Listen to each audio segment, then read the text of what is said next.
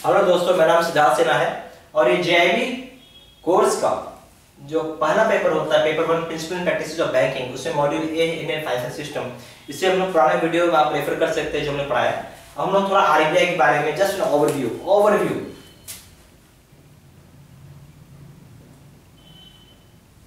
किसका ले रहे हैं, तो आरबीआई का। इसका पूरा नाम क्या हो गया, रिजर्व बैंक ऑफ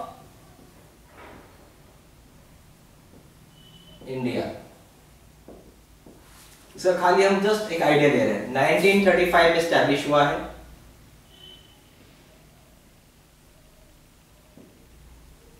ठीक है, इसका रोल क्या है, what is the role? Role है मॉनेटरी कंट्रोल करता है इंडिया में, monetary control.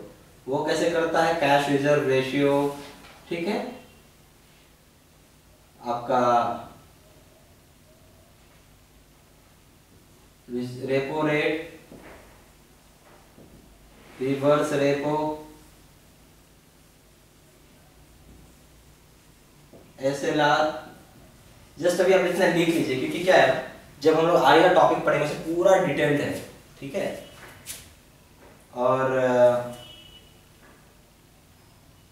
Marginal standing facility MSF, ठीक है, ये सब चीज होता है जो ये करती है। आप इसका बस फुल फॉर्म लिख लीजिए फिलहाल, कैश रिजर्व रेशियो। जो हमें आगे पढ़ना है, सेपरेट टॉपिक इस पे, statutory liquidity ratio, marginal standing facility.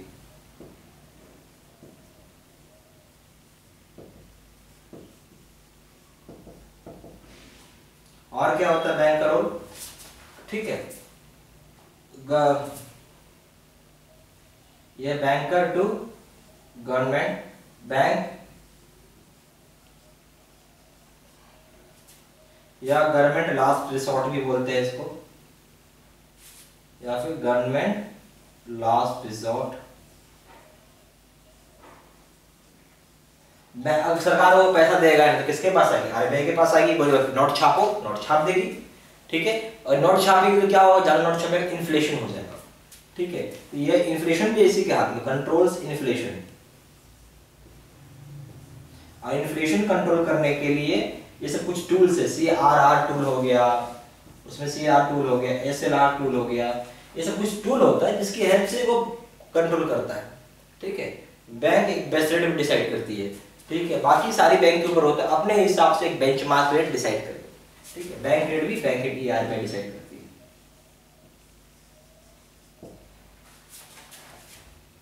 ठीक है,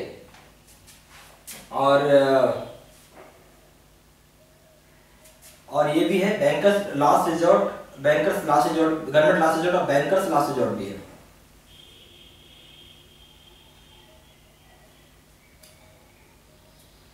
bankers means lender of last resort to banks. ये एक आखिरी, आरबीआई जो होती है वो एक आखिरी उम्मीद की किरण होती है सभी बैंकों के लिए कि अगर मेरा बुरा वक्त आ गया, किसी बैंक का बुरा वक्त आ गया, तो भाई आरबीआई मुझे लोन दे देगी। तो वही लिखा हुआ, lender of last resort to bank. Bank का भी और सरकार का भी, दोनों का लास्ट रिजॉर्ट है। बैंक को लोन देगा नहीं, कोई दूसरा नेशनल लोन नहीं देता, वर्ल्ड बैंक है, चाहे IMF है, चाहे आपको किसी पड़ोसी देश से वो लेना चाहती है, नहीं देगा, तो क्या करेगी सरकार, नोट छाप देगी। उसका आरबीआई तो है ही उसके हाथ में। नोट ज्यादा छापेगी तो मार्केट में नोट का फ्लो ज्यादा हो जाएगा, नोट का फ्लो ज्यादा हो जाएगा, इन्फ्लेशन हो जाएगा, यानी क्या हो जाएगा, एक प्रोडक्ट को खरीदने के लिए ज्यादा पैसा आपको देने पड़ेगा, यानी रुपए की वैल्यू कमजोर हो जाएगी। ठीक है, ये सब चीजें हम लोग आगे पढ़ेंगे, सब कुछ सेपरेट टॉपिक से इसके ऊपर, तो घबराने की जरूरत नहीं। और ये सरकार का भी लास्ट रिजॉर्ट है, इसी तरह बैंक का भी लास्ट रिजॉर्ट है कि अगर कोई हमें लोन नहीं दे, बैंक के पास पैसे नहीं है, बैंक कर्जा लेगी, किससे लेगी भाई, आरबीआई से लेती है, आरबीआई उसका लास्ट रिजॉर्ट है तरीके से। ठीक है,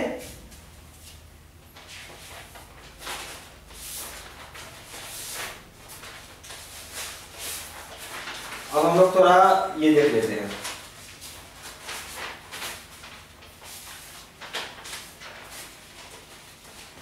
हाँ, इक्विटी वगैरह थोड़ा देख लेते हैं कैसे क्या होता है। कैपिटल मार्केट इसको बोलते हैं। जस्ट एक ओवरव्यू भी हम लोग ले रहे हैं और कुछ नहीं।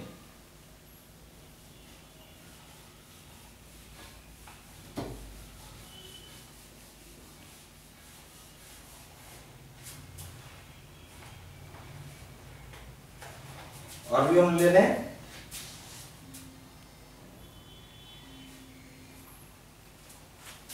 हाँ,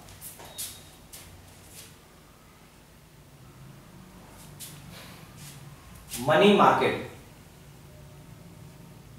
या हम इसको कैपिटल मार्केट बोलते हैं।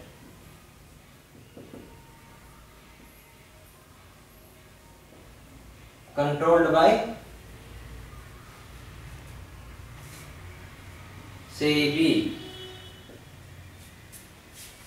ठीक है, सेबी जो होती है इसको कंट्रोल करती है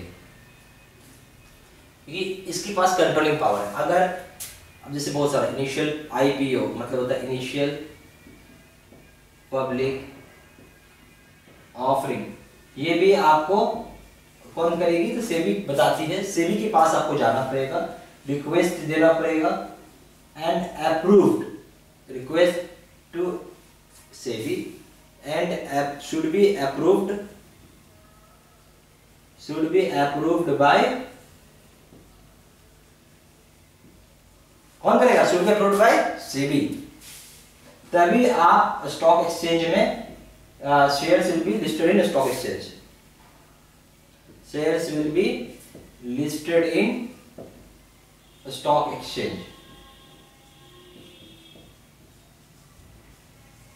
ठीक है, तो आपको समझ में आ गया होगा कि एक आईपीओ के लिए भी आपको रिक्वेस्ट सेबी को देना है, अप्रूव भी सेबी करती है, तभी वो शेयर स्टॉक एक्सचेंज में लिस्टेड हो जाएगा और आपको दिखेगा शेयर वहां पे। ठीक है, फिर आपको इसे बहुत सारा होता है फेस वैल्यू। फेस वैल्यू क्या होता है? जो कि शेयर का ओरिजिनल प्राइस है, शेयर ओरिजिनल प्राइस। फिर होता है एक आपका मार्केट वैल्यू। मार्केट वैल्यू जो होता है quoting at stock exchange price, daily change होता है। डेली क्या, एक एक सेकंड पे चेंज होता है प्राइसिंग का। Price quoting in stock exchange.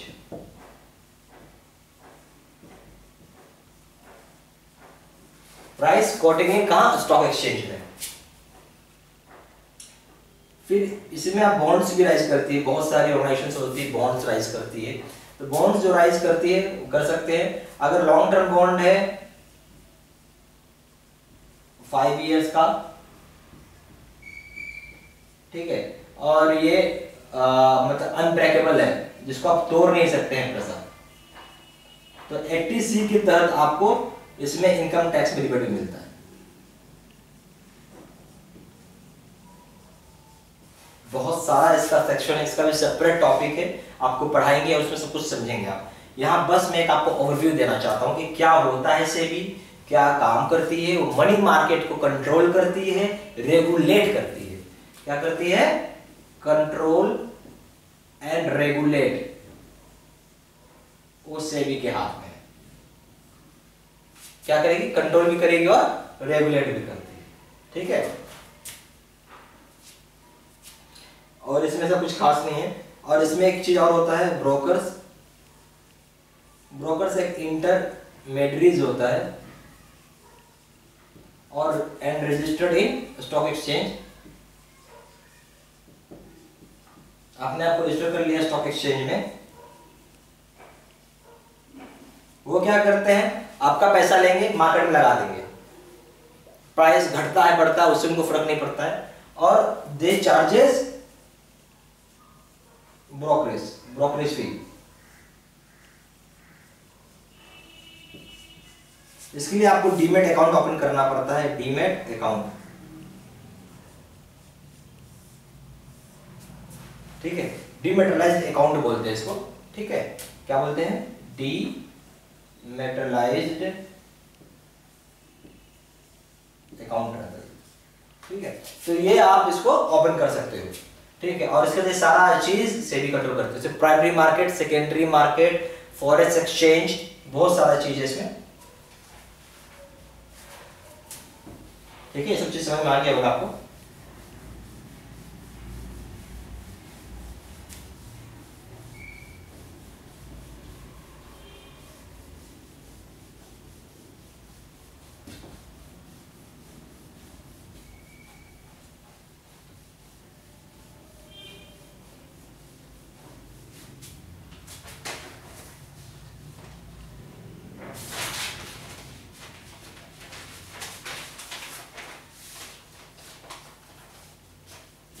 इसका ये पार्ट है, आप चाहोगे तो इसमें होता है कमोडिटी भी होता है, MCX,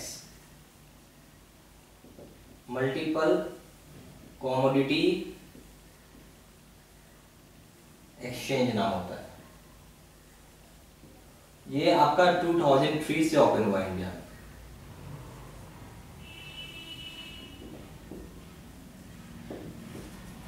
मल्टीपल कमोडिटी एक्सचेंज 2003 में ओपन हुआ है इंडिया में। इसमें क्या होता है, क्रूड ऑयल एक एग्जांपल हो गया, आप खरीद सकते हो, राइस खरीद सकते हो, कुछ भी कॉटन खरीद सकते हो, गोल्ड खरीद सकते हो, सिल्वर ले सकते हो, जो मर्जी हो, और इसका प्राइस अप एंड डाउन होता है। सेम थिंग, जैसे same as stock exchange, same as stock exchange, but यहाँ कंट्रोलिंग ऑथोरिटी कौन हो गया, MCX। ठीक है, कंट्रोलिंग ऑथोरिटी है यहाँ पे MCX।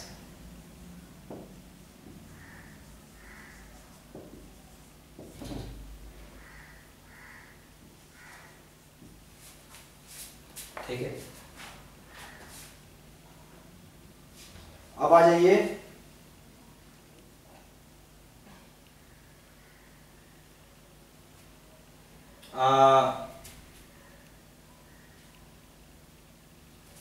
ये आपका जो हो गया, और एक चीज और बच गया है, IRDA।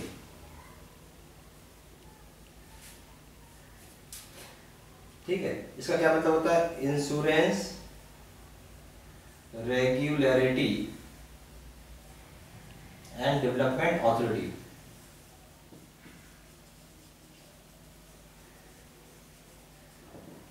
ये IRDA क्या करती है, इंश्योरेंस को रेगुलेट करती है। ठीक है, इंश्योरेंस, चाहे वो इंश्योरेंस दो तरह का होता है, एक होता है लाइफ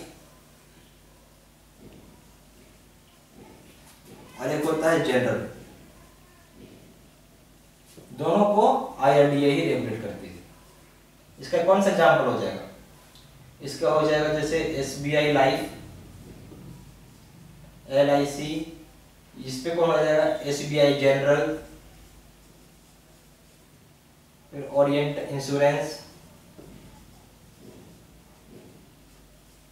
न्यू इंडिया इंश्योरेंस। इसमें कई कंपनीज है। ठीक है, ये IRDA कंट्रोल में होता है जहां की वो इंश्योरेंस को रेगुलेट करती है। ठीक है, इसके बारे में हम डिटेल्ड इंफॉर्मेशन आगे चल के पढ़ेंगे, आगे की टॉपिक्स में पढ़ेंगे। ये जस्ट एक ओवरव्यू था कि कैसे क्या काम होता है IFS का, इंडियन फाइनेंशियल सिस्टम का। ठीक है, थैंक यू।